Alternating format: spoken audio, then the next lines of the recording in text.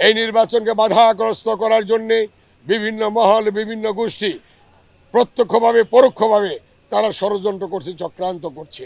কিন্তু মাননীয় প্রধান উপদেষ্টা সহ উপদেষ্টা পরিষদ অন্তর্বর্তীকালীন সরকার তারা দৃঢ় প্রত্যয় ব্যক্ত করেছেন এবং বিভিন্ন রাজনৈতিক দল দৃঢ় প্রত্যয় ব্যক্ত করেছেন আগামী 12ই ফেব্রুয়ারি ইনশাল্লাহ গণতন্ত্রে ফিরে আসার জন্য যে নির্বাচন, সেই নির্বাচন হবে ইনশাল্লাহ আল্লাহর রহমতে। আজকে আমরা রোহিতপুর ইউনিয়নে গণসংযোগে নেমেছি। এই গণসংযোগে ব্যাপক সমাবেশ সমাগম হয়েছে আমার সদ্য মুরব্বীদের, ভাইদের, মা বোনদের। আজকে এই জনসমর্থন, এই যে আজকে ধানের শীষের প্রতি যে সমর্থন, এটা প্রমাণ করে যে জনগণ উন্নয়নের পক্ষে আছে এবং আমাদের যে অঙ্গীকার। বিদেশ থেকে দেশে রেমিটেন্সের টাকা আসে নিরাপদে, তাই আজই আপনার আপনজনকে বলে রাখুন রেমিটেন্সের টাকা যেন শুধু নগদেই পাঠায়। যে ঢাকা 2 আসনে যেভাবে আমরা 1991 সাল থেকে আমি 4 বার এমপি হয়েছি, এই ঢাকা 2 আসনের জনগণ আমাকে এমপি বানিয়েছেন। আপনারা দেখেছেন 1991 সালে 32,000 ভোট আমাকে বেশি দিয়েছেন।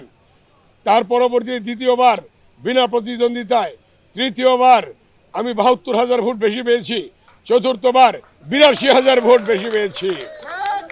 এই ভোট দেওয়ার ফলশ্রুতিতে আমরা সেদিন জিঞ্জিরা বাবুদার ব্রিজ করেছি, ওয়াশপুর বসিলা ব্রিজ করেছি, ইটাভাড়া ব্রিজ করেছি, রাস্তাঘাট পাকা করেছি, ব্রিজ কালভার্ট করেছি, ফায়ার সার্ভিস স্টেশন করেছি, গ্যাস দিয়েছি, টেলিফোন দিয়েছি এবং বিভিন্ন সেক্টরে মসজিদ, মন্দির সহ স্কুল, কলেজ সকল জায়গায় আমরা উন্নয়ন করেছি।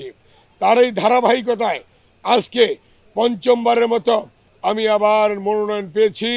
আজকে ঢাকা 2 আসনের জনগণ আজকে তারা ধানের শীষের প্রতি সমর্থন দিচ্ছেন। কারণ আমাদের অঙ্গীকার এই 17 বছরে এই ঢাকা 2 আসন আজকে সন্ত্রাসের রাজত্ব কায়েম হয়েছে। আমরা আজকে অঙ্গীকার করেছি, জনগণকে প্রতিশ্রুতি দিয়েছি, ঢাকা 2 আসনকে চাঁদাবাজ মুক্ত করব আমরা, এই ঢাকা 2 আসনকে ভূমি দখল মুক্ত করব আমরা, এই ঢাকা 2 আসনের জনগণ শান্তিতে বসবাস করবে, সুন্দরভাবে বসবাস করবে, এটি আমাদের প্রত্যয়। এবং সেই লক্ষ্যে আজকে ব্যাপক জনসমর্থন ধানের শীষের প্রতি রয়েছে, ব্যাপকভাবে তারা সমর্থন দিয়েছে।